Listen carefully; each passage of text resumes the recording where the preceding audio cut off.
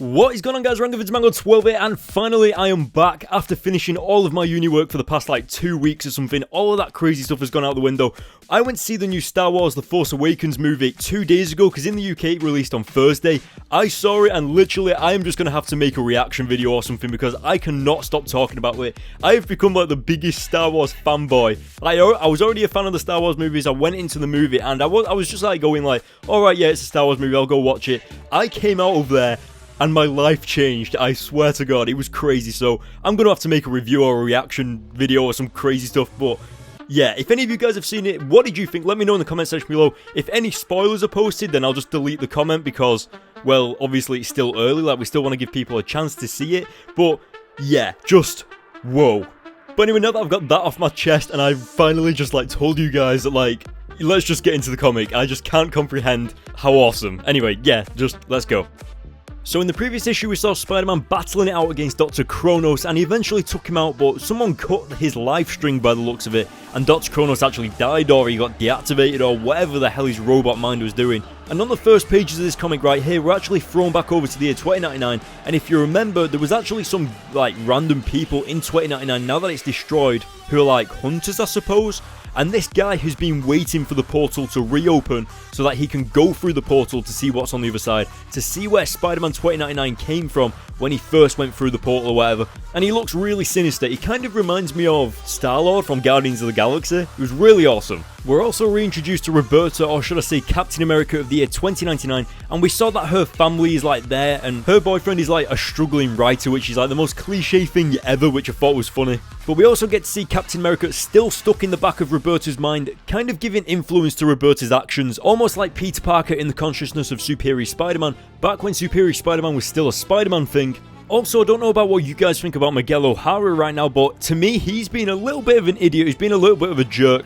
I don't actually like how he's treating Roberta, it seems really out of character for him, but of course he has just had his girlfriend die, but Miguel is kind of acting like he runs Parker Industries, like he's the boss or something, when technically he kind of is in this department, but still, I don't know, it's kind of weird to me. We also got that previous page there with Miguel still trying to find out who Dr. Kronos was working for, looking into it, researching it, trying to find the real people behind it. And all this is going on whilst Roberta is going down in the lift, down to Miguel's secret lab, to the Time Vault, and he's also being influenced by Captain America still. And I love how Roberta just begins to question why she's wondering these things, why is she getting into this business? And surprisingly, she actually puts her hand on the handprint system and it opens the Time Vault. And I just love how Lila tries to warn Miguel about what's happening downstairs about the Time Vault being reopened. Lila isn't actually supposed to exist. Her technology that she's running on doesn't exist yet, so the fact that she's there popping up in front of Miguel randomly is actually quite bad. So he just slams her back down, tries to shut her up, and that really puts you on the edge of your seat. When that was happening, I was just oh my god, Miguel, seriously,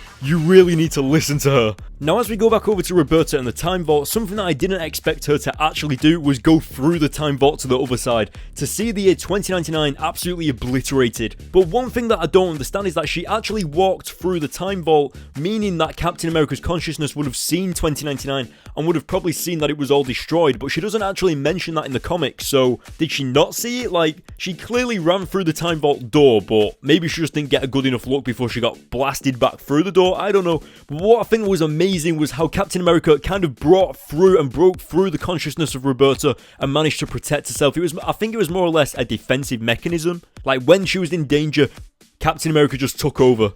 And as you can see, she's absolutely kicking the ass of this guy. And that's something I'd expect from her, especially since Captain America from 2099 is used to beating up bad guys from the year 2099. I think one of the standout moments for me in this comic was the reaction that Miguel gave when he was told what was going on downstairs. Just when he was what? And then he was told, and then he was what? He was going crazy, and I think it's brilliant just how Miguel now knows that Roberta is in fact from the year 2099 just because she opened the door. Because it turns out that the fingerprint scanner was actually dedicated to people who are actually from the year 2099, so the fact that she could open it means that she's from the year 2099. And I'm glad that they didn't really drag that out any further because it's been, 4 issues now, and eventually, with all the Captain America stuff that's been going on and all of the Spider-Man stuff that's been going on, it was only inevitable that these two characters were going to find out all of this crazy stuff, so yeah. Something else that took me by surprise in this comic was Roberta, well, actually Captain America now, she actually pulled the trigger to kill this guy. And I know that we've seen Secret Wars 2099, we've seen what Captain America and the Avengers of 2099 are capable of, but they never really referred to killing anybody, so why would she try and take him down like this now? Is it because he looks like a robot or something? Like, couldn't she just have easily kicked him back through the time vault or something?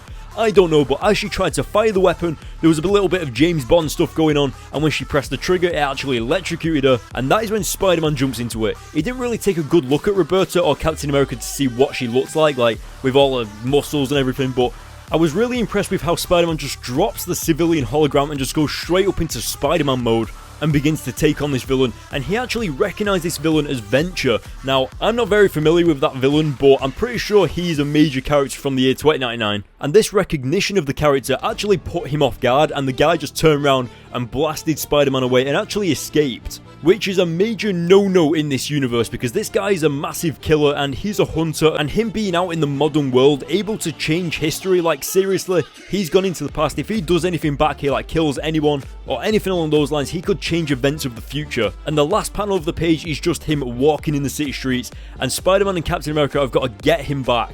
Something that I'm going to be interested to see in the next issue or in the upcoming issues is, does Captain America still think that Miguel O'Hara is a bad guy? Does she know that he's Spider-Man? Like, what's going to happen with that?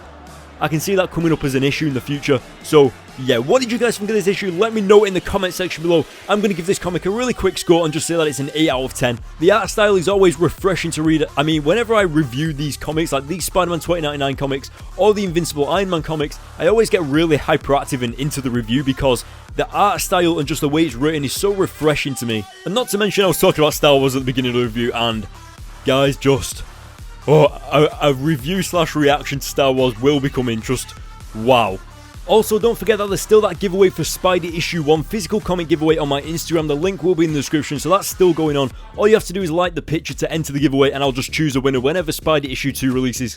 So guys, you would have noticed that there hasn't really been a video for a while, and the reason for that, well, you would have known if you follow me on my Facebook or my Twitter, and so I advise you guys to follow me on Twitter and Facebook for the future in case it happens again, and just stay updated on my videos. So the links to that will be in the description below. And last but not least, guys, hit the like button on this video if you liked it, hit the subscribe button for more, and I will see you all next time.